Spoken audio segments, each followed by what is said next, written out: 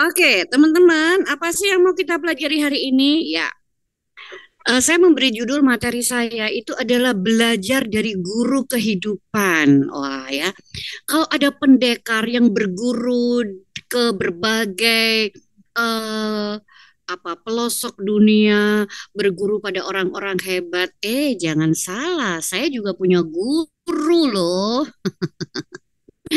Jadi siapa sih guru saya sebenarnya? Nah, nih. Selain guru-guru formal, saya itu punya guru ya dalam 1 bulan bisa ratusan sampai ya lebih lah dari 500 guru gitu ya. Nah, coba ada yang tahu nggak guru saya siapa? Kalau teman-teman bisa nulis di chat, tebak-tebakan aja gurunya siapa gitu guru saya gitu. Tahu nggak penasehat spiritual saya siapa? Yes, betul. Jadi guru saya itu adalah eh, pasien-pasien saya. Itu adalah guru saya, teman-teman ya. Jadi saya selalu bilang sama dokter muda, kalian tuh wajib menghormati pasien-pasien. Kalau mau ujian, cobalah minta restu sama pasien gitu. Karena saya udah buktikan sendiri nih, kalau saya waktu zaman masih koas itu kalau mau ujian gitu, saya bilang ke pasien saya, Ibu, saya mau ujian, saya mau doanya supaya ujian saya lancar, sukses gitu. Dan believe it or not, ternyata doa-doa pasien itu banyak terkabul. Termasuk ketika ada satu pasien saya yang naik haji gitu ya, dia datang pada saya, dia bilang, Bu Ida, saya doakan Bu Ida di depan Ka'bah, di depan Multazam. Oke Bu, doanya apa? Saya kan penasaran ya dia doain saya apa gitu. Ternyata doanya begini, saya doakan Bu Ida itu sabar menghadapi pasien-pasiennya.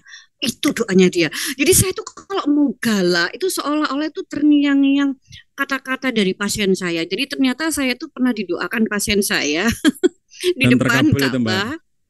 Iya, terkabul. jadi saya tuh sebenarnya aslinya nggak sabaran Pak Ustazah. Pak Ustaz, Pak Ustaz. Aslinya saya tuh orangnya senggol bacok.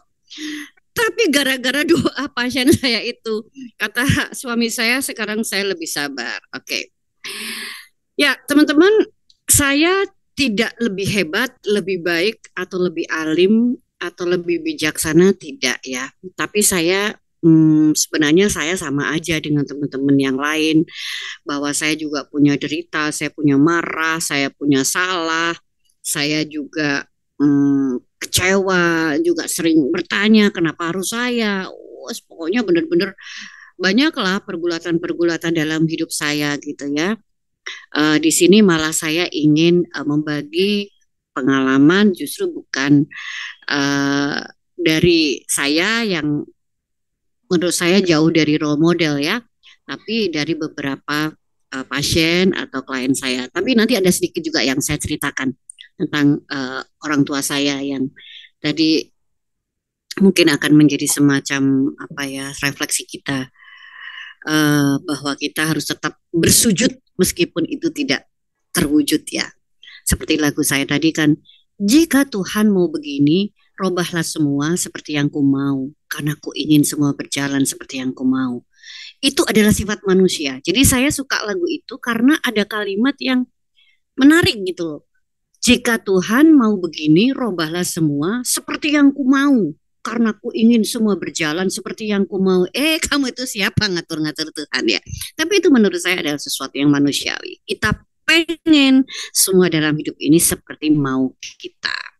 Ya, baik teman-teman, saya akan cerita nih tentang seorang ibu yang mengalami gangguan cemas setelah kematian suaminya. Ini juga pembelajaran buat saya ya. Jadi ibu ini punya 2 anak lelaki, suaminya meninggal dan dia mengalami gangguan cemas. Dia seorang PNS gitu. Saya mencoba untuk berdiskusi dengan dia gitu. Ibu kenapa sih gitu? Dia cerita, saya itu marah gitu. Marah dengan siapa? Dengan adik-adik suami saya, jadi adik ipar gitu. Kenapa? Dulu waktu mereka masih sekolah, suami saya itu suka bantu gitu. Tapi setelah suami saya meninggal, mereka seolah-olah melupakan saya, tidak mau membantu saya lagi gitu kan. Jadi ada rasa kemarahan-kemarahan atas perilaku adik iparnya. Kemudian dia cerita, saya juga punya dua anak lelaki. Apa yang ibu pikirkan? Saya mikir, gimana ya anak saya besok bisa sekolah enggak? Jodohnya siapa? Kira-kira si anak saya itu jodohnya itu kira-kira sama saya sayang enggak gitu ya? Bagaimana nanti istrinya gitu. Terus saya tanya, Bu, saya punya ide. Nah, ini kadang-kadang saya juga idenya agak nakal. Bagaimana Bu kalau kita labrak saja adik iparnya ibu tadi? Kan dulu kan pernah dibantu. Jadi ibu datangi, hai kembalikan uang yang pernah diberikan suamiku. Wah, ya nggak mungkin dokter kan sudah terlanjur diberikan ya. Masa saya mau ngelabrak? Oh, berarti nggak mungkin ya Bu ya? Iya. Terus sekarang masalah anak ibu nih. Oke, yuk kita tanya lagi. Ibu, anaknya sekarang sekolah di mana? Masih SMA? Oke. Berarti belum bekerja? Belum. Terus ibu sudah kebayang, dia belum nikah ya berarti ya? Ya belum lah, masih SMA. Oke. Ibu sudah tahu jodohnya? Nggak tahu gitu. Lah, ini kan menarik toh. Berarti dia itu menghabiskan energi untuk masa lalu yang nggak bisa diubah. Kan nggak mungkin tuh diambil tuh uangnya yang sudah diberikan. Dan masa depan yang dia nggak tahu mau gimana. Jadi pikirannya piye anakku mengko bojone sapa gaweane piye. Tapi dia justru mengabaikan masa kini. Yang seharusnya dia seorang pegawai negeri ya dia harus bekerja. Tapi karena pikirannya untuk masa lalu yang tidak bisa diubah, masa depan yang dia tidak tahu gitu, akhirnya dia stres gitu. Nah, ini satu cerita yang menurut saya perlu menjadi refleksi ya. Kemudian ada seorang ibu yang suaminya lagi-lagi ibu ya, yang terlibat korupsi hingga dipenjara dan kehidupannya itu berbalik 180 derajat. Saya mendapatkan konsul online gitu ya. Bagaimana beliau bercerita, bagaimana beliau harus beradaptasi dengan situasi yang dulu, bagaimana beliau harus menyesuaikan dan itu betul-betul tidak gampang. Jadi bayangkan dari kehidupan yang sangat mewah gitu, kemudian dia terpuruk dan menurut dia sih suaminya itu juga bukan koruptor yang dalam artian yang sesungguhnya, tapi dia terkena imbas dari suatu sistem aturan yang membuat akhirnya dia menjadi harus di penjara gitu. Nah, kemudian saya juga pernah terkaget-kaget dengan seorang pasien saya yang mengalami depresi. Eh, terus dia itu pada saat pertemuan pertama saya lihat depresinya cukup berat gitu. Pada pertemuan berikutnya wajahnya tuh udah cerah gitu. Saya nanya, ibu nggak kayak biasanya tuh? Iya. Kenapa ibu seperti itu? Saya itu punya pikiran gini sekarang dokter. Kok saya dikasih penderitaan ya? Saya cuma mikir, Allah itu mau ngasih saya anugerah besar apa ya? Saya eh, penderitaan yang saya hadapi ini saya bayangkan sebagai sebuah berita baik dari Allah bahwa saya mau dikasih sesuatu. Jadi saya kayak orang lagi deg-degan mau nunggu, saya mau dikasih apa ya? Saya bengong gitu ya. Masya Allah, beliau itu luar biasa. Bagaimana bisa eh, apa berpikir seperti itu? Termasuk seorang ibu yang kecewa dengan pernikahan kedua karena suaminya lebih memperhatikan anak dari istri pertama. Dia bilang, saya itu sebenarnya sudah tidak nyaman. Saya itu ingin berpisah. Tapi bagaimana, wong saya ini pernikahan kedua. Saya kan malu kalau harus cerai lagi, harus berpisah lagi. Begitu banyak kerumitan-kerumitan hidup bahwa harapan itu tidak sesuai kenyataan gitu. Dan saya juga pernah mengalami kekecewaan yang itu agak berat ya pada waktu itu. Ketika almarhum ibu saya itu stroke dan tidak sadar sampai 3 hari. Kemudian ibu saya eh, pulih tapi dengan kondisi afasia sensorik. Jadi ibu saya itu nggak bisa ngomong dengan kelumpuhan di sebelah kanan gitu. Saya sempat sempat apa ya? Ada pergolakan di batin saya. Saya sampai bilang, ya Allah, pekerjaan saya itu membantu orang gitu loh. Saya itu membantu pasien. Tapi kenapa ibu saya harus mengalami seperti ini? Karena menurut saya stroke itu harusnya tidak terjadi gitu. Karena stroke itu akan tidak akan terjadi ketika tensi itu dikendalikan gitu. Padahal ini adalah sesuatu yang secara teoritis tidak sulit. Tapi kenapa ibu saya mengalami stroke gitu? Jadi saya ada rasa apa ya, protes gitu. Padahal saya pekerjaan saya bantu orang, tapi kenapa ibu saya mengalami seperti ini? Ada rasa bersalah karena saya merasa kak saya seorang dokter, suami saya dokter, kakak saya dokter, kok ibu saya kena stroke gitu? Kan harusnya apa ya, nggak seperti itu gitu. Jadi ada pergolakan batin gitu. Sampai suatu hari saya mendengar sebuah cerita hikmah. Cerita hikmah itu menarik sekali dan itu membuat saya menjadi merenung ya. Ada seorang raja, satunya raja alim, satunya raja zolim, gitu kan.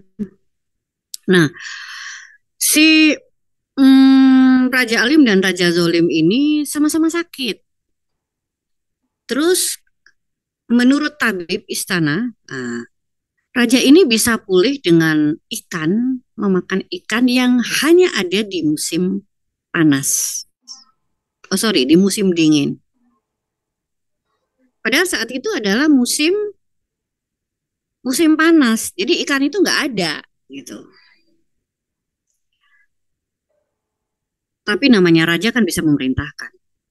Ternyata raja yang alim tadi tidak berhasil mendapatkan ikan itu, tidak mendapatkan obat itu. Akhirnya dia tetap sakit dalam jangka waktu yang lama sampai akhirnya dia meninggal. Sementara raja yang dolim tadi, yang zolim tadi, atas izin Allah, utusannya bisa dapatin ikan yang harusnya ada di musim dingin gitu. Singkat kata, raja yang zolim ini sembuh, raja yang alim itu tetap sakit gitu. Kemudian apa sih hikmah di balik cerita itu gitu? Sebenarnya pada orang baik selalu ada sisi buruk. Pada orang buruk selalu ada sisi baik. Nah, si raja yang alim ini punya sisi buruk. Dia diberikan sakit untuk menggugurkan dosanya. Sehingga ketika dia wafat, ibaratnya dia bersih, langsung masuk surga. Sementara raja yang zalim tadi, dia mungkin punya kebaikan, dibalas kebaikannya dengan sembuh. Tapi apa yang terjadi? Akhirnya dia cuma membawa dosa-dosanya di hadapan Tuhan. Itulah yang kemudian membuat saya merenung, oh ibu saya itu orang baik.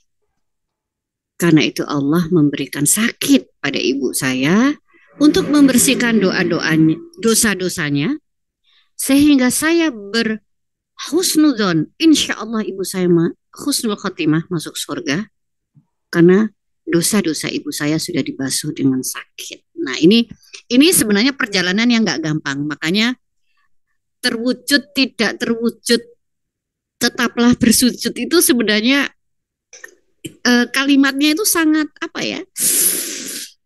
Menurut saya tuh sangat-sangat dalam. Kelihatannya cuma sederhana, ada ut-utnya gitu. Tapi itu pasti sebuah proses yang sangat panjang.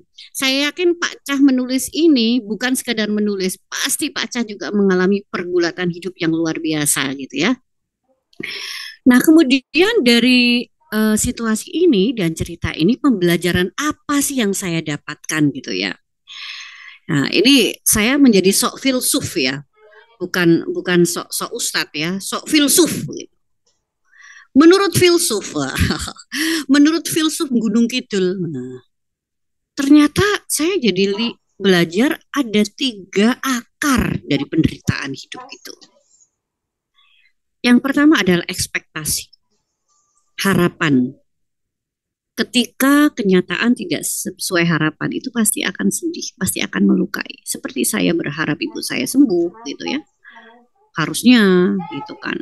Kan saya dokter, suka bantu orang. Masa ibu saya saja nggak disembuhkan sama Allah gitu kan. Ya harapan saya sih eh, saya tingginya 174 biar jadi pramugari. Ternyata tingginya cuma 145 pas-pasan. Wah, ras itu jadi pramugari. Sedih lihat pramugari nangis. Misalnya gitu ya. Jadi kita itu selalu punya harapan-harapan yang menurut versi kita itu baik gitu ya. Tapi itu ternyata tidak terwujud. Dan ketika itu tidak terwujud, wah pergolakannya tuh luar biasa. Untuk bisa menemukan makna jawaban seperti raja tadi itu nggak gampang. Harus berdarah-darah dulu. Saya mengalami konflik batin itu cukup lama gitu untuk bisa menerima.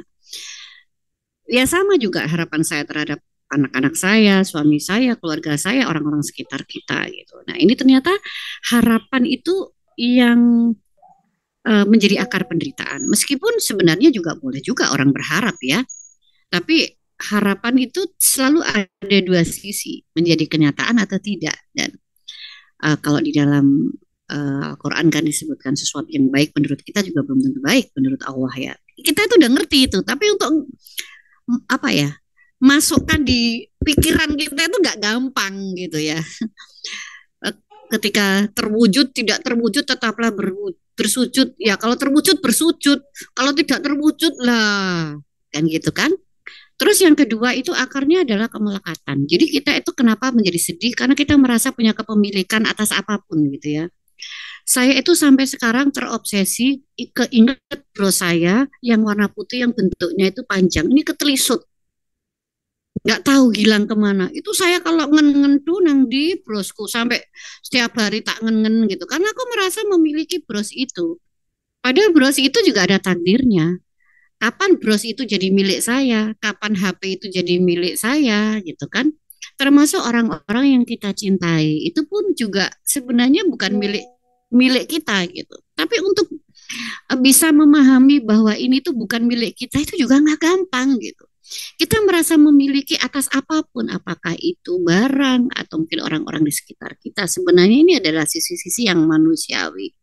Tapi kalau dipikir-pikir, kita lahir sendiri, mati sendiri gitu ya. Orang-orang yang kita cintai juga nggak akan menemani kita di kubur. Sebenarnya kita itu hidup itu cari apa sih? Ya cari sangu. Sangunya apa? Ya teman sejati adalah amal. Kalau kita pikir-pikir gitu ya. Ini kalau saya lagi pikiran saya lagi jernih ya. Tapi kalau lagi nggak jernih gitu, mana sih bros saya itu hilang lagi mikir lagi soal bros itu ya. Nah, kemudian akar penderitaan yang kedua itu adalah membandingkan. Ini adalah sisi negatif dari media sosial. Kita tuh suka sekali membandingkan hidup kita dengan orang lain. Kok aku nggak seperti dia? Harusnya aku dulu seperti ini. Ini sama-sama seperti ini. Ini banyak sekali derita-derita yang ini muncul karena kita membanding-bandingkan. Ya, orang itu kan hanya melihat sisi yang dia pengen lihat. Dan orang juga akan memperlihatkan apa yang dia ingin perlihatkan. Saya hanya ingin perlihatkan ke teman-teman hari ini saya berjilbab dan sok cantik, sok centil gitu ya. Tapi teman-teman kan nggak lihat saya kalau lagi ruwet pikirannya, lagi membres ya. Nah, akibatnya kita selalu membuat imajinasi tentang seseorang. Oh, orang ini hidupnya bahagia, enak ya, aku nggak seperti dia. Padahal aku begini. Nah, ini sebenarnya akar penderitaan itu ada tiga. Makanya tantangan terwujud tidak terwujud tetaplah bersujud itu bukan sesuatu yang gampang gitu ya. Ini sebentar ada sedikit hang ini dengan laptop saya ini. Ya, teman-teman ini sebenarnya adalah perenungan ya teman ya, bukan bukan berarti bahwa saya juga sekali lagi bahwa saya juga merenung dengan apa yang terjadi dan saya ingin mengajak kita semua juga untuk bisa merenungkan bahwa ada banyak hal-hal yang tidak sesuai dengan apa yang kita harapkan. Oke, sehingga ini juga pembelajaran berikutnya yang saya dapatkan. Kita itu boros. Boros apa? Boros energi. Kita suka memboroskan energi untuk menggunakan memikirkan masa lalu yang tidak bisa diubah dan memikirkan masa depan yang ia belum tahu, tapi lupa bersyukur pada masa kini. Padahal intinya kan di sini ya bahwa Allah akan menambah nikmat kalau kita bersyukur. Nah, ini mari kita refleksi diri teman-teman. Kalau ini pendapat saya ya, pendapat saya ini tidak mengutip dari filsuf, dari ayat apa atau surat apa atau dari kata bijaknya siapa gitu. Jadi kalau menurut saya setiap orang itu punya jatah suka dan duka. Kalau Allah membagi rezeki itu memang nggak sama. Ada yang sedikit, ada yang banyak ya. Tapi kalau membagi suka dan duka, semua itu dapat. Orang kaya dapat, orang miskin dapat, orang pinter dapat, orang bodoh dapat, pejabat dapat, rakyat dapat, psikiater dapat, ustadz dapat, Mas Triun juga dapat. Kita semua itu punya, jatah itu punya. Dan setiap orang itu punya pergulatan hidup masing-masing. Jadi kita semua itu punya cerita yang nggak bisa ditukar-tukar. Jadi kalau kita misalnya mengirikan Mas Triun ya, enaknya jadi Mas Triun tuh, ngurusi penerbitan, kayaknya ketawa-ketawa gitu, hidupnya bahagia, orang mikir eh, paslon satu kalah gitu, orang mikir Mas Triun itu ya, gitu. Bukan kalah sih, tertunda menurut saya ya. Nah, eh, tapi kita nggak tahu kalau mungkin ditukar sehari gitu ya, saya jadi Mas Triun atau Mas Triun jadi saya, pasti dia nggak kuat juga gitu ya. Jadi kita tuh nggak bisa gitu mengatakan bahwa oh saya lebih menderita, dia lebih bahagia, kok enak dia begitu. Saya sering sekali lihat pasien-pasien saya yang dia punya penderitaan berat. Kadang-kadang saya mikir iya ya dia menderita, tapi dia yang dipikirkan cuma anak dan istrinya gitu. Sementara mungkin saya harus mikirin banyak orang gitu. Ini contohnya. Jadi kita sebenarnya nggak bisa. Ya. Nah sehingga kalau ini bukan kalimat saya, kita itu cukup kerjakan bagian kita dan biarkan Allah mengerjakan bagiannya. Bagian kita apa? Ya bersujud. Recording Itu in bagian progress. kita itu kan itu. Mau apa? Kita tidak mungkin juga untuk merubah uh, sesuatu yang memang bukan atas izin dan kehendak Allah. Ya tugas kita itu cuma bersujud. Makanya kalimat terwujud dan tidak terwujud tetaplah bersujud itu, aduh dalam banget itu teman-teman ya. Nah saya akan menutup dengan mengingatkan diri saya sendiri, barang siapa yang bersyukur atas nikmatku, niscaya aku akan menambah nikmat itu. Terima kasih teman-teman, ini hasil perenungan saya. Tidak ada ilmiahnya, tidak ada ilmunya, tapi sekedar berbagi cerita. Terima kasih Pak Cahyadi, Ustadz Cahyadi yang sudah memberikan kesempatan saya berbagi cerita karena saya juga manusia biasa, jadi saya butuh juga curhat ventilasi dan terima kasih teman-teman yang sudah mendengarkan saya. Saya akhiri, saya kembalikan ke moderator. Assalamualaikum warahmatullahi wabarakatuh. Waalaikumsalam warahmatullahi wabarakatuh. Matur nuwun, Mbak Ida. Izin ngambil minuman ya, saya tutup Mangga, dulu. mangga. Baik, dokter. Baik, Beda. Baik, terima kasih. Itu tadi sudah ada materi dari uh, Dokter Ida yang beliau menyampaikan uh, presentasi itu tadi ya. Jadi kita banyak belajar, beliau banyak belajar itu justru dari pasien-pasiennya. Dari situ itu kalau saya itu kan orang komputer ya. Jadi kalau orang komputer itu kan belajar itu kadang-kadang itu user generated content. Kalau kita zaman sekarang itu website itu tidak satu arah ya, ibaratnya sebuah program itu tidak satu arah.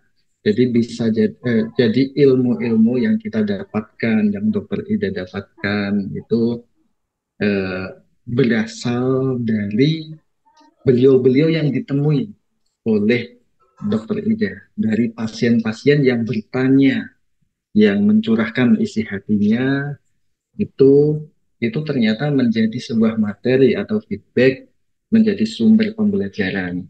Nah, terima kasih sekali, terima kasih banyak Dokter Ida atas materinya. Eh, Alhamdulillah sangat bermanfaat sekali, dan semoga semua peserta yang ada di sini juga merekam materinya. Dan juga saya kembali ingatkan ya, eh, bagi yang hadir di sini, itu bagi yang ingin bertanya itu bisa japri ke saya, karena ini dari awal setting Q&A-nya posisinya off gitu. Jadi bisa dijaprikan ke saya, nanti insya Allah akan kita sampaikan, kita bacakan secara anonim, kemudian nanti akan eh, eh, saya bacakan di sesi tanya jawab. Dan ini saya kirim juga eh, apa itu buku hadir seperti yang tadi saya sampaikan, yang mengisi untuk 10 pengisi formulir pertama akan kita berikan diskon mencapai 35%, dan setelahnya akan kita berikan diskon 30%. Oke, sekarang sudah jam setengah 9. Kita langsung ke materi yang akan disampaikan Ustadz Cahyadi. Monggo waktu dan tempat dipersilahkan, baca. Bismillahirrahmanirrahim. Assalamualaikum warahmatullahi wabarakatuh.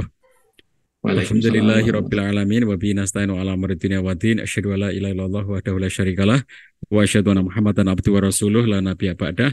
Allahumma shalli wa sallim wa barik ala nabiyina Muhammad wa ala alihi wa ashabihi ajmain wa ba'd.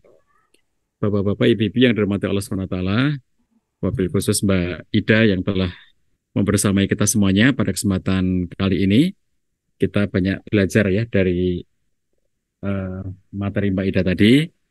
Saya ingin mengajak teman-teman semuanya untuk, ya kalau tadi Mbak Ida melakukan kontemplasi ya, saya pun demikian. Kita semuanya dalam kehidupan itu bisa mengalami berbagai peristiwa, dan semua peristiwa itu kalau kita lihat dari sisi Allah SWT, tak ada satupun peristiwa dalam kehidupan kita itu yang sia-sia sepanjang kita bisa mengambil makna terbaik darinya.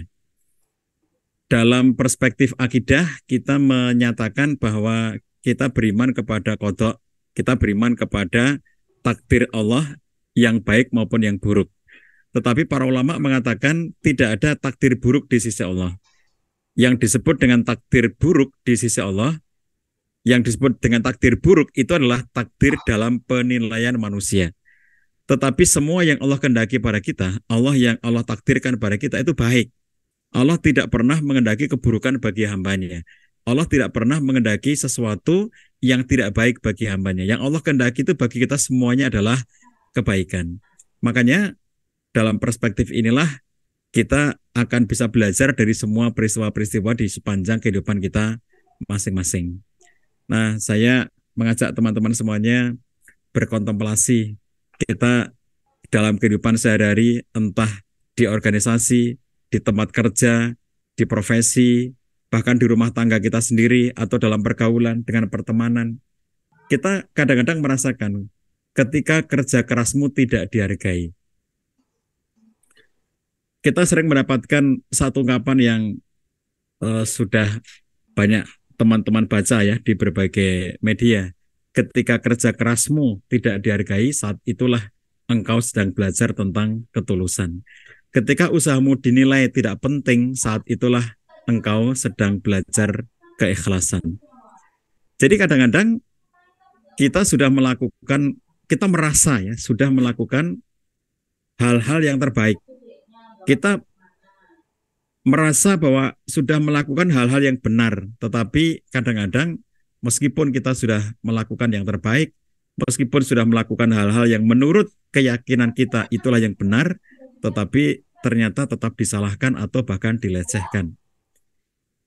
Kadang-kadang kita merasa telah menjalankan tugas.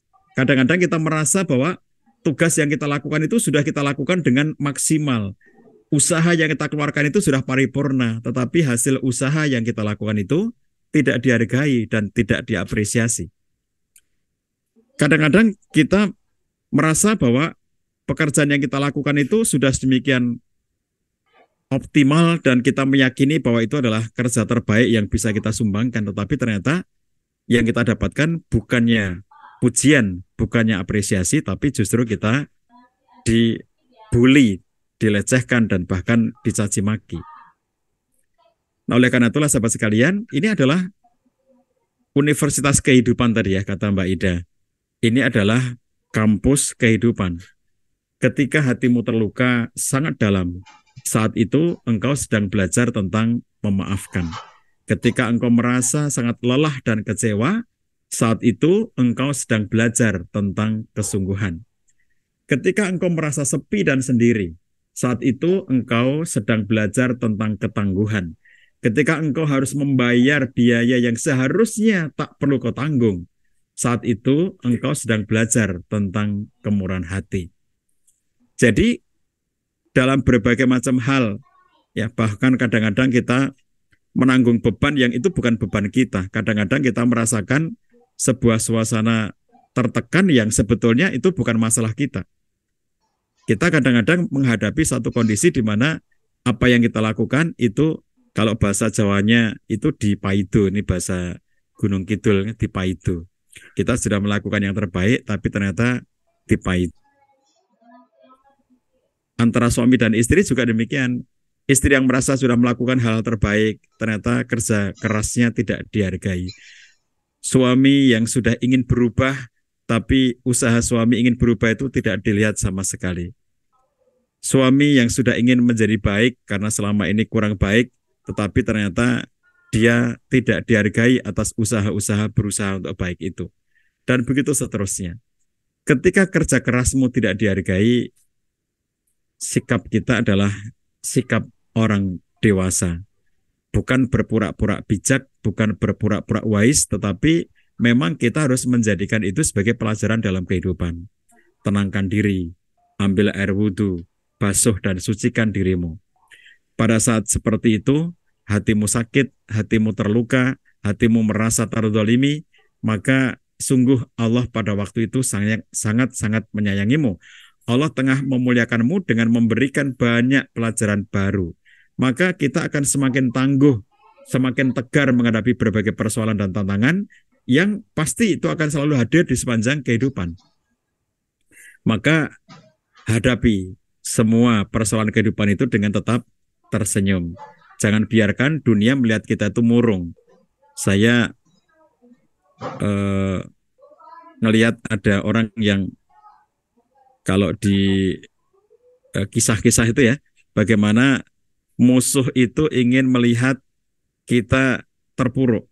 Jadi ada beberapa cerita-cerita lama, film-film lama yang pernah saya lihat, orang-orang yang dimasukkan ke dalam penjara oleh rezim, oleh musuhnya, dan rezim itu ingin ngelihat bahwa orang yang di penjara itu dia terpuruk di dalam penjara itu.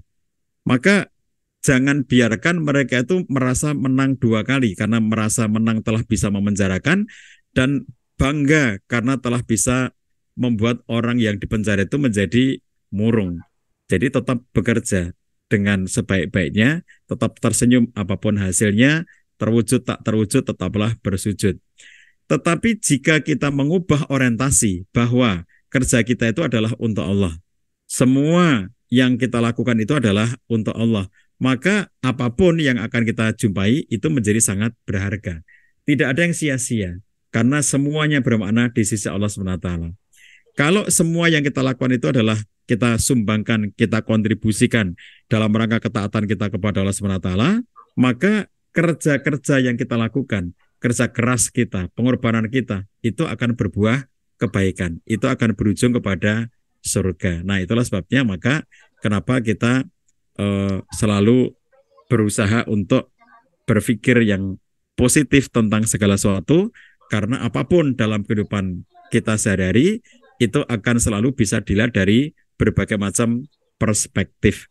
Kita bisa menjadi orang yang terus-menerus melakukan kebaikan ya dalam kehidupan sehari-hari dengan segala risiko dari kebaikan itu, karena ketika Luqman menasihati anaknya wa'mur bil ma'ruf wanha 'anil munkar, lalu diikuti dengan wasbir ala ma asabak. Luqman menyuruh anaknya berbuat kebaikan. Wa'mur bil ma'ruf, perintah orang lain, ajak orang lain melakukan kebaikan. Wanha 'anil munkar, cegahlah orang-orang dari perbuatan mungkar. Lalu wasbir ala ma asabak. Sepenuh kesadaran Luqman mengetahui bahwa kalau orang berlaku baik, mengajak orang lain melakukan kebaikan, mencegah orang lain dari keburukan, itu pasti akan ada musibah yang menimpa dirinya. Maka bersabarlah wahai anakku atas musibah yang mungkin terjadi pada dirimu. Nah, sepanjang yang kita lakukan itu semuanya adalah karena Allah SWT, maka bahkan sampai pun rasa sedih, rasa tidak nyaman, rasa kekecewaan, sepanjang kita menghadapinya sepenuh kesabaran, itu semuanya akan berbuah keindahan. Jadi teman-teman sekalian, ini yang bisa saya sampaikan untuk menambah perenungan kita pada kesempatan kali ini. Kita meyakini Allah itu nggak salah pilih ketika kita harus mengalami sesuatu. Allah itu nggak salah ketika kita ternyata harus pernah bertemu dengan sesuatu yang mengecewakan atau sesuatu yang membuat kita itu tidak nyaman, karena itu semuanya adalah bagian dari cara Allah untuk semakin menguatkan kita, untuk semakin membuat kita tegar, untuk membuat semakin kita kuat menghadapi perjalanan kehidupan.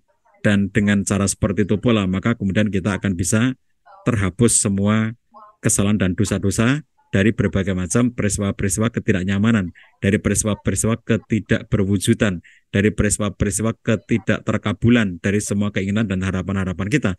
Kesabaran kita itu adalah bagian dari pahala, dan kesabaran kita itu adalah bagian dari pengampunan dosa-dosa dan kesalahan kita, sehingga akhirnya itu semuanya menjadi hal yang sungguh sangat indah pada akhirnya nanti. Saya kembalikan pada Mas Triun, kita masih punya waktu untuk berdiskusi sampai dengan jam 9 nanti. Silakan teman-teman, mumpung Mbak Ida masih bersama kita ya, digali sebanyak-banyaknya ilmu beliau untuk bisa mendapatkan semakin banyak lagi ilmu pada malam hari ini. Dan bagi teman-teman yang ingin bersujud di Ka'bah ya, ada kesempatan untuk umrah bersama dengan saya dan Bu Ida pada bulan April nanti. Silakan hubungi admin di 0821 1301 7620. 0821 1301 7620. Silakan teman-teman bisa mengajak pasangan, mengajak teman, keluarga untuk bisa bersujud di depan Ka'bah, bersujud pada saat kita sedang berada di Mekah maupun Madinah ya, di Masjidil Haram, di Masjid Nabawi, di tempat-tempat yang mustajab, bagaimana kita bisa bersujud langsung di Baitullah, langsung di Masjid Nabi. Itu semuanya adalah bagian dari hal yang sangat diinginkan oleh semua orang-orang Muslim untuk betul-betul bersujud kepada Allah dengan makna penghambaan yang sesungguh-sungguhnya. Sujud yang kita lakukan setiap hari itu semuanya berpahala, tetapi ketika kita sujud di tanah suci, maka pahalanya menjadi berlipat-lipat. Seperti kita tahu bahwa kalau kita beribadah di Masjidil Haram, maka pahalanya berlipat 100.000 kali, dan kalau kita beribadah di Masjid Nabawi, pahalanya berlipat 1.000 kali. Ini menjadi sesuatu yang memotivasi kita bahwa karena perjalanan jauh, karena kita mengunjungi Baitullah, rumahnya Allah, kita mengunjungi Masjid Nabi, bagian dari ketaatan dan kecintaan kita kepada Allah dan kepada Nabi SAW, itu menjadi sujud kita yang paling indah di hadapan Allah SWT. Demikian kita teruskan dengan dialog. Saya kembalikan pada Mas Triun. Assalamualaikum warahmatullahi wabarakatuh. Waalaikumsalam warahmatullahi wabarakatuh. Baik, terima kasih banyak materi dari Pak Cah. Alhamdulillah, insya Allah sangat bermanfaat. Kita langsung ke sesi tanya jawab ya, karena ternyata ada banyak pertanyaan yang masuk. Alhamdulillah, terima kasih untuk antusiasme bapak-bapak, ibu-ibu, mas-mas, mbak-mbak di sini. Langsung saja saya bacakan. Ini sudah nanti saya pilihin ya, karena banyak yang masuk. Ini pertanyaan yang pertama itu, Mas Era, saya ingin bertanya.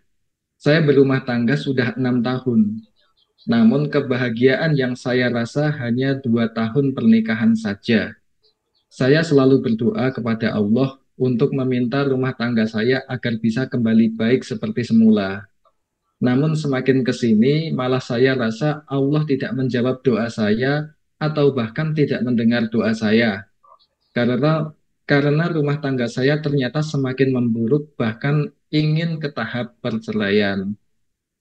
Sehingga akhirnya saya bahkan maaf tidak berdoa lagi ke Allah dalam 6 bulan terakhir karena saya merasa kecewa. Namun saya ingin kembali lagi ke Allah untuk tetap berdoa. Pertanyaannya, bagaimana cara saya bisa percaya lagi ke Allah untuk bisa mendengar doa saya? Terima kasih. Itu pertanyaan pertama. Maka Mbak Ida, Wah, kalau ini kayaknya Ustadz Cahyadi dulu lah. ya Mbak Ida dulu lah, Mbak Ida dulu. Iya, sekali lagi ini adalah saya belajar dari pasien-pasien saya ya. Jadi sekali lagi ini bukan bukan dalam artian saya memiliki satu kapasitas yang lebih soal ini. Saya malah sebenarnya pengennya Ustadz Cahyadi yang menjawab. Eh, saya dari pengalaman saya menangani pasien-pasien itu tidak ada rumah tangga itu yang benar-benar steril dari masalah gitu ya. Yang masalah itu sebenarnya yang nggak ada masalah itu menurut saya hanya di Pegadaian. Karena di Pegadaian itu motonya menyelesaikan masalah tanpa. Tanpa masalah. Sayangnya saya tidak mendapatkan informasi lebih detail. Masalahnya itu apa? Saya ingat sekali, saya pernah bertanya pada Ustadz Cahyadi, ini omongannya Ustadz Cahyadi yang saya kutip. Jadi saya bertanya, Ustadz, kapan sih kita berpikir kita harus berpisah gitu? Nanti kalau saya salah dikoreksi ya Ustadz ya. Ustadz Cahyadi mengatakan yang pertama adalah apabila ada pelanggaran syar'i dan dia tidak bertobat dengan pelanggaran itu. Yang kedua, apabila pernikahan itu dilanjutkan berpotensi untuk menjadi derita lahir batin bagi masing-masing. Nah, meskipun perpisahan itu dibolehkan, tapi sebenarnya Allah, konon katanya arsnya Allah, ya, singgasananya Allah itu bergetar saking Allah tidak sukanya perpisahan gitu ya. Tapi menurut saya Islam itu agama solusi. Sekali lagi saya tidak bisa berkomentar lebih dalam karena saya tidak tahu akar permasalahan yang prinsip ya, yang membuat kemudian berpikir bahwa kebersamaan itu berpotensi untuk menimbulkan suatu penderitaan.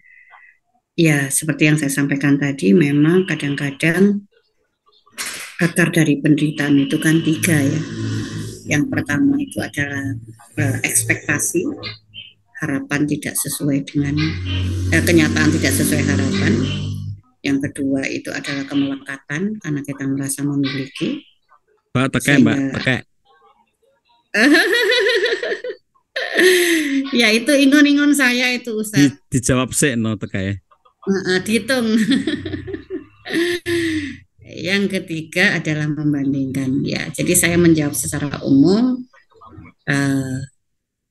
Silahkan untuk direnungkan lebih dalam.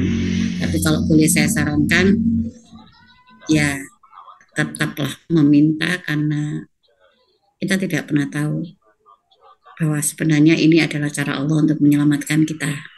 Mungkin itu ya. Ustaz Cahyadi, silahkan. Oke, Mbak. Jadi saya nambah sedikit ya teman-teman sekalian dari pertanyaan tadi. Pada dasarnya kita kalau melihat sebuah peristiwa itu kan bisa kita lihat dari sisi positifnya dan dari segi negatifnya. Kalau kita memilih melihat itu dari segi negatif, maka itu akan menyakiti kita. Jadi seperti kenapa Allah tidak mendengarkan, kenapa Allah tidak menjawab doa-doa saya, kenapa Allah tidak menjawab atau mengabulkan doa-doa saya gitu. Ini kan pikiran negatif bahwa merasa Allah itu nggak mau ngabulin doa gitu ya.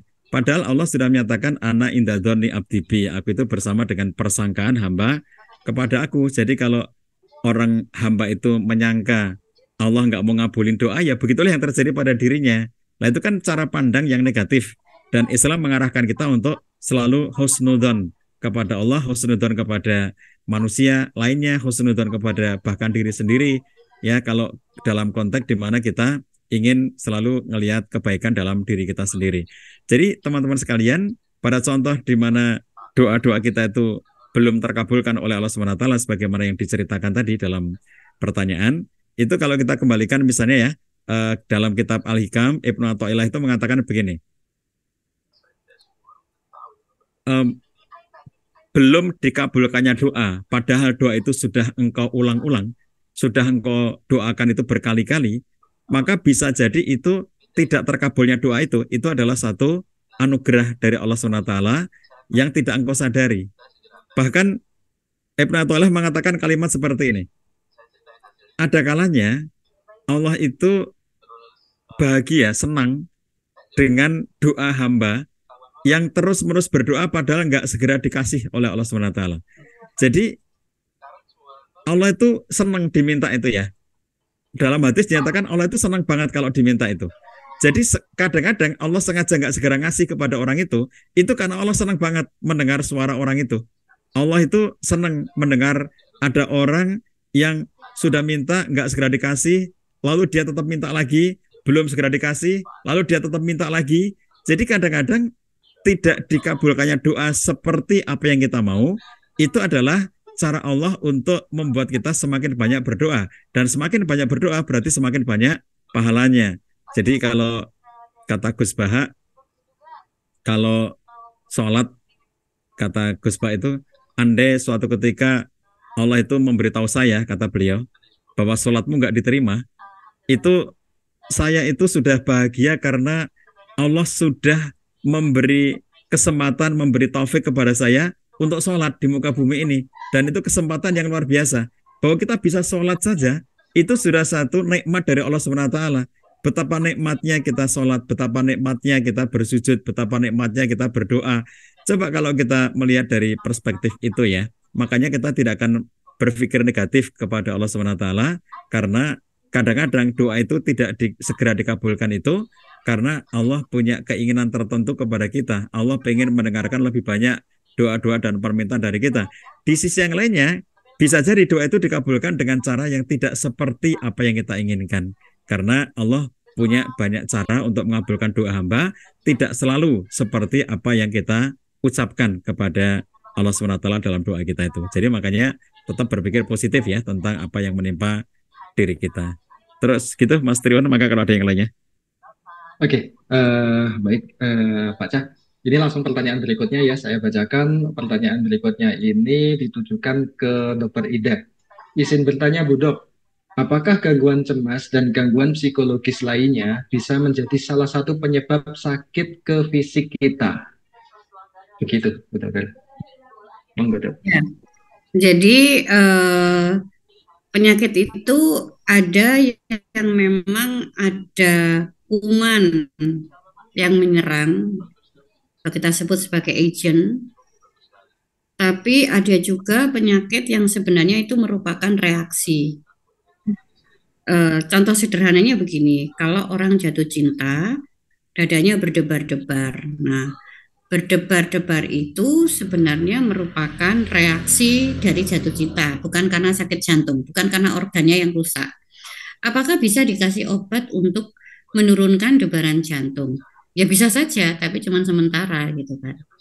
Tapi selama dia jatuh cinta, ya dia akan terus berdebar-debar. Kira-kira seperti itu ya.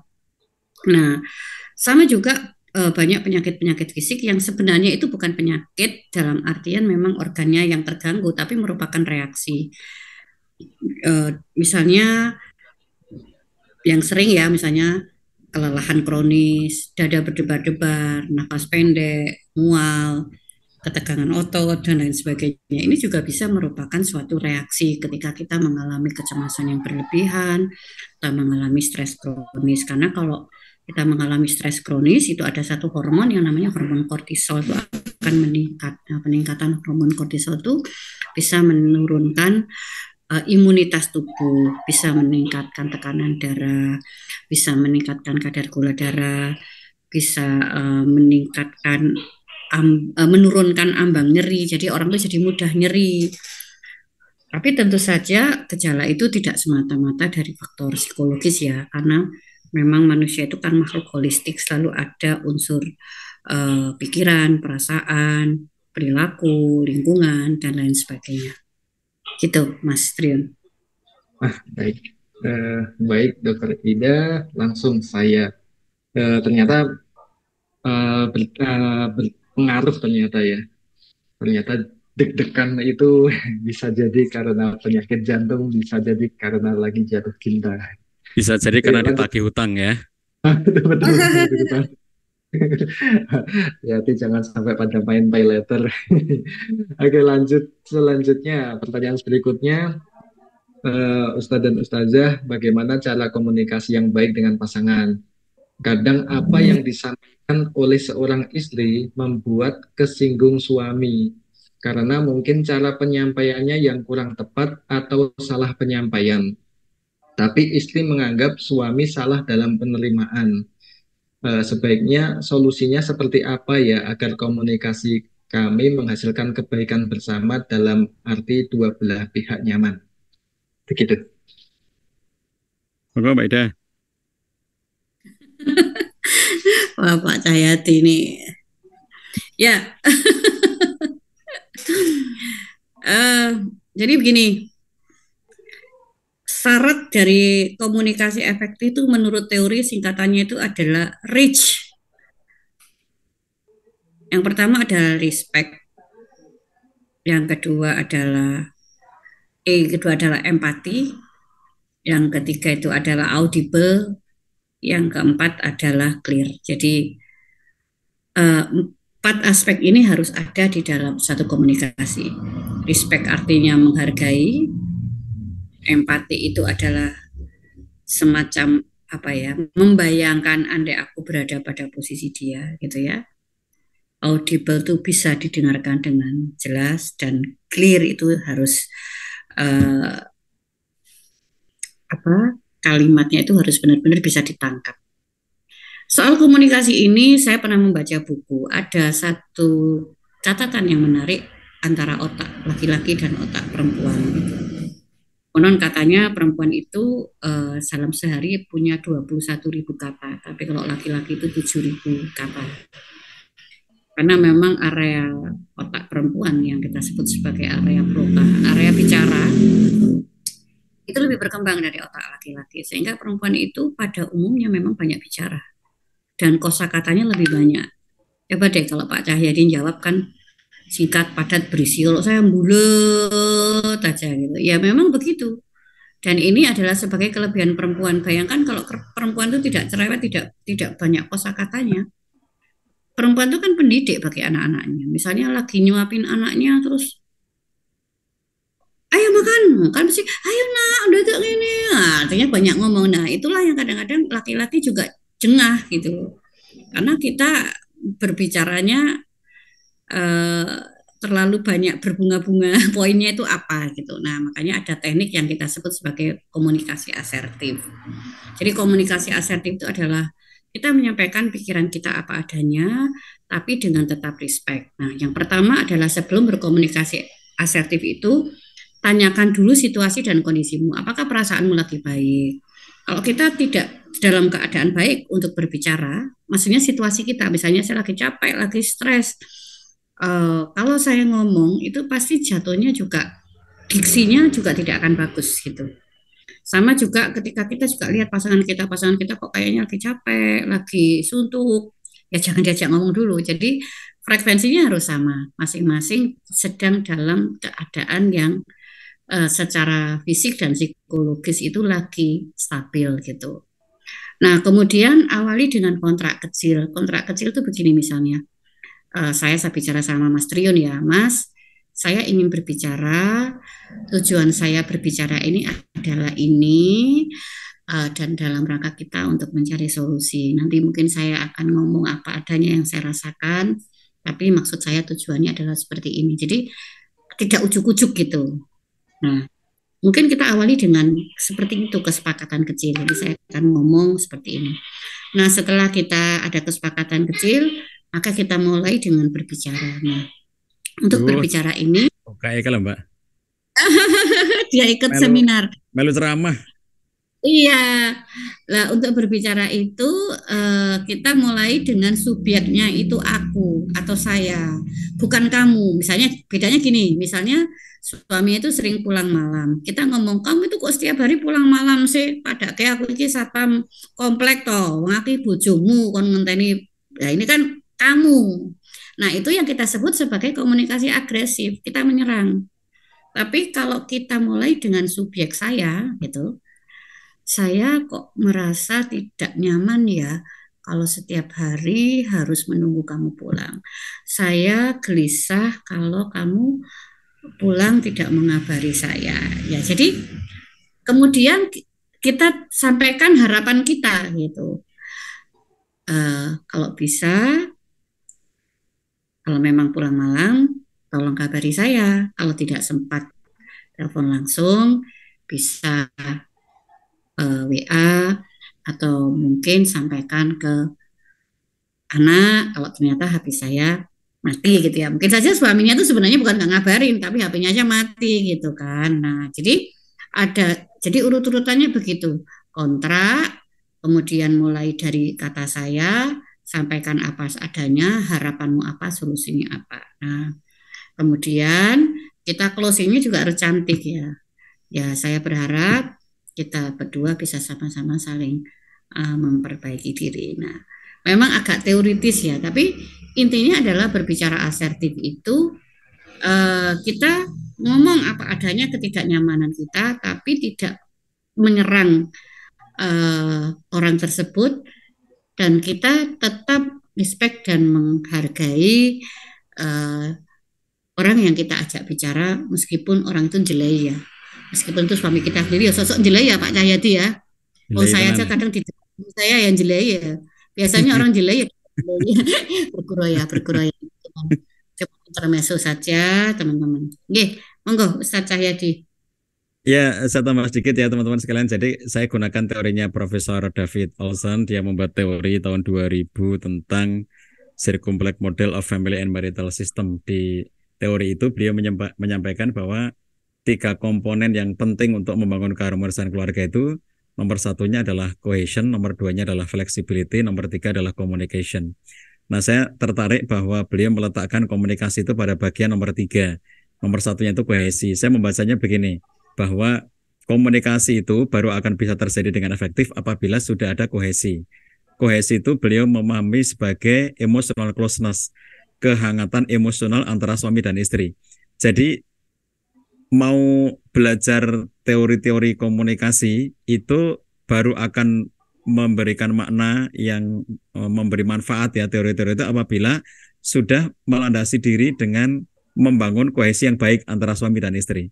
Jadi sepanjang kohesinya baik, maka komunikasinya akan lebih mudah. Jadi kalau kita belajar teori komunikasi itu semua bisa diterapkan dengan baik karena kita sudah punya basic bernama kohesi, ikatan, kehangatan emosional antara suami dan istri. Coba itu ditumbuhkan dulu ya kalau merasa komunikasinya masih terhambat. Quran menggambarkan kohesi itu dengan istilah libas, hunna libasulakum wa antum libasulahun. Jadi seperti pakaian suami istri itu. Menciptakan situasi kelekatan seperti pakaian, itu bahasa Profesor Olson-nya adalah cohesion ya. Jadi bahasa Qurannya adalah libas. Libas itu kata Ibnu Katsir dalam tafsirnya, beliau mengatakan fala ulfata bainar ruhaini mimma fala ulfata bainar ruhaini aqdomu mimma bainaz zaujain. Tidak ada kelekatan dari dua roh, dua jiwa yang lebih kuat, yang lebih lekat daripada suami dan istri. Nah, itu yang disebut dengan eh, libas. Jadi libas itu kelekatan yang sangat kuat, menempel dengan nyaman pada pemakainya. Dan itulah suami istri yang digambarkan oleh Quran sebagai libas. Itu menggambarkan situasi kohesi. Jadi komunikasi itu akan lebih nyaman apabila kohesinya itu sudah terbangun. Maka saya kira ini menjadi PR ya, kalau merasa komunikasinya belum terbangun dengan baik selama ini, bisa memperhatikan apakah kehangatan emosional antara suami dan istri itu masih ada apa tidak. Jadi kalau kehangatan emosionalnya hilang antara suami dan istri, meskipun Anda berdua suami istri itu adalah doktor di bidang komunikasi, Anda tidak akan bisa berkomunikasi dengan baik. Tapi kalau Anda punya kelekatan yang nyaman, punya situasi kelekatan emosional, kehangatan emosional antara suami dan istri, maka meskipun Anda tidak banyak mengerti tentang teori komunikasi, Anda akan nyambung terus gitu ya dengan pasangan karena Anda memiliki kelekatan atau kehangatan emosional itu. Nah, mungkin dari situ bisa dilakukan proses evaluasi untuk memperbaiki kelekatannya. Begitu Mas Triun. Baik, terima kasih Bu Ida dan Pak Cah. Kita langsung ke pertanyaan yang terakhir ya. Pertanyaan penutup. Assalamualaikum. Bagaimana doa dikabulkan? Sudah berusaha mendekat kepada Allah, semakin mendekat, tetapi ujian semakin banyak dan beruntun. Begitu. Pertanyaannya seperti itu tadi. Oke, jadi Untuk ujian itu kita lagi-lagi melihat perspektif ujian. Apakah kita melihat itu sebagai sesuatu yang melemahkan atau sebagai sesuatu yang menguatkan. Beruntungnya ujian, apabila kita memahami itu sebagai sesuatu yang menguatkan, maka berarti akan semakin kuat pula diri kita. Makin banyak diuji, berarti akan semakin banyak pula kekuatan yang akan kita dapatkan. Seperti Nabi Sallallahu Alaihi Wasallam telah menyatakan bahwa Innallaha idza ahabba qauman ibtalahum. Sesungguhnya Allah itu apabila mencintai satu kaum, maka Allah memberikan ujian padanya. Nah, itu makanya disebut bahwa hidup di dunia itu penuh ujian ya, karena penuh ujian berarti laundry. Nah, jadi kalau kita perhatikan hidup kita penuh dengan ujian-ujian itu, tinggal kita melihatnya apakah itu akan menjadi sesuatu yang melemahkan kita atau menjadi sesuatu yang menguatkan diri kita. Kalau kita melihat itu dari kacamata yang menguatkan, maka semua ujian dari Allah itu menguatkan. Itu persis seperti kredonya para atlet angkat besi. Angkat besi itu kalau latihan, mereka akan diberikan beban ringan-ringan, kanan kiri seimbang. Begitu sudah kuat, seimbang, ditambah lagi beban kanan kiri. Lalu kuat lagi, kemudian ditambah lagi kanan kiri, terus sampai beban-beban maksimal. Jadi logikanya bukan dikurangi beban, tapi ditambah beban. Dari beban yang ringan, terus menerus ditambahi bertahap sampai beban maksimal yang berhasil diangkatnya. Nah, oleh karena itu berlakulah kredo di kalangan mereka, tidak ada cara untuk menjadi lebih kuat kecuali dengan jalan menambah beban. Jadi apabila beban-beban kehidupan kita, ujian-ujian dalam kehidupan kita, persoalan-persoalan dalam kehidupan kita semakin banyak, itu artinya kita sedang dipersiapkan oleh Allah untuk menjadi semakin kuat. Lalu bagaimana kita tidak bahagia jika kita sedang disiapkan untuk menjadi kuat? Maka jangan melihat dari sisi yang negatif, jangan melihat dari sisi yang melemahkan. Lihatlah dari sisi yang menguatkan, maka kita akan kuat. Ungkapan John DeFriend ketika melakukan studi 30 tahun tentang Strong Family, dia mengatakan bahwa kalau kita fokus mencari masalah dalam keluarga, yang akan kita temukan semuanya adalah masalah. Dan apabila kita fokus kepada kekuatan dalam keluarga, maka yang akan kita temukan semuanya adalah kekuatan. Jadi tergantung apa yang menjadi fokus di dalam kehidupan kita. Jadikan semua ujian dalam kehidupan itu sebagai hal yang menguatkan, bukan sebagai hal yang melemahkan. Begitu, sampai ketemu. Terima kasih Mbak Ida, terima kasih teman-teman semuanya, makasih Mas Triun, dan teman-teman bagi yang membeli buku pada kesempatan malam hari ini, ada diskon ya, tadi sudah disampaikan oleh Mas Triun. Itu langsung berebut untuk dapat diskonnya ya, supaya nanti berkesempatan didiskonin.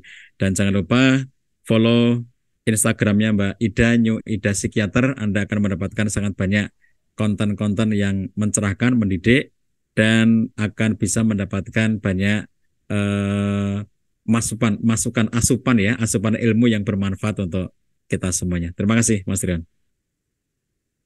Baik, alhamdulillah webinar kita pada malam hari ini berjalan lancar. Terima kasih sekali Dokter Ida atas paparan materinya.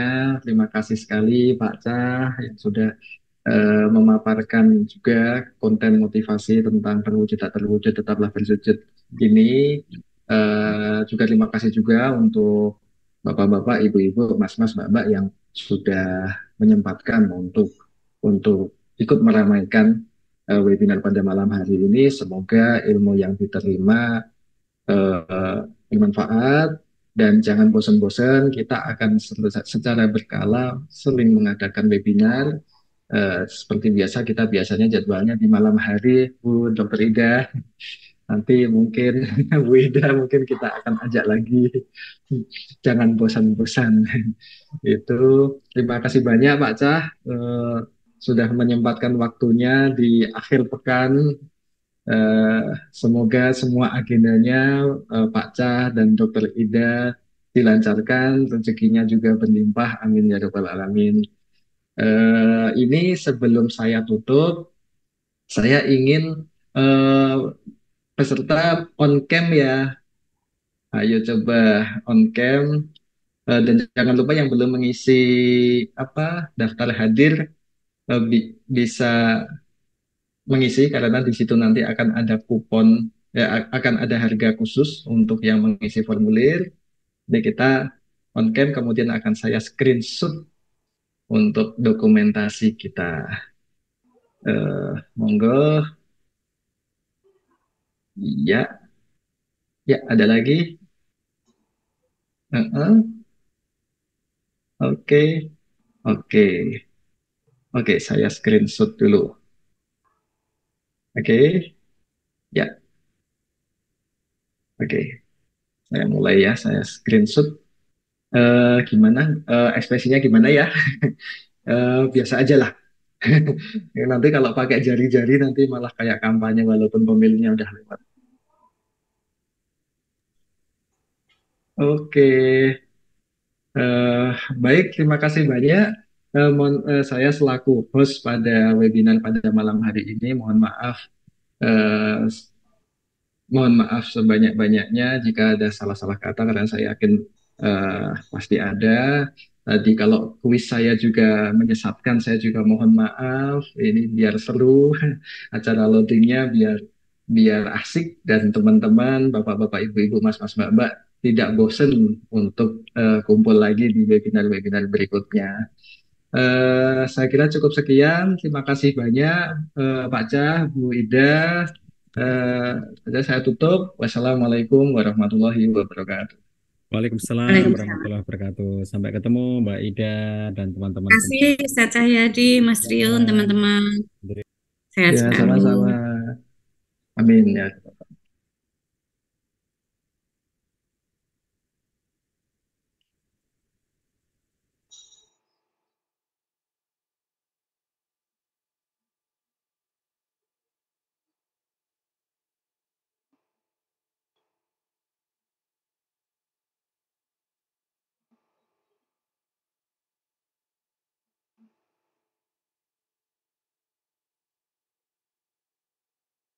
Recording stopped.